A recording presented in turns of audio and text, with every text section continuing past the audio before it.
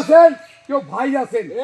আজকে উনি একমাত্র বাংলাদেশের উত্তরসূরি যোগ্য ব্যক্তি যে বাংলাদেশ জানিস যে ভোট পাওয়ার যোগ্য, যার কাছে দেশটা নিরাপদ। আমরা মনে করি এই তারেক রহমানের হাতে আগামী বাংলাদেশ নিরাপদ। তাই আপনাদেরকে সবাইকে বলি একটি কথা, যে আপনারা 12 তারিখ কেন্দ্রে যাবেন।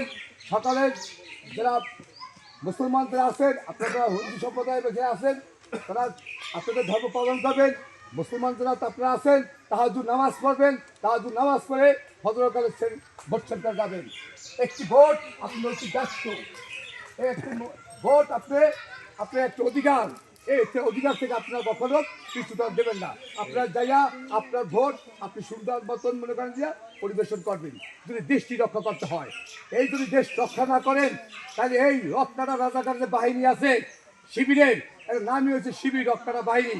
ইন টাইম এই বিষয়ে একটা আমরা নিউজ পাইছি যে জামাতের যে আমির ডক্টর শফিকুর রহমানের পরিবার পেয়েছে একটা নিউজ পাওয়া গেছে।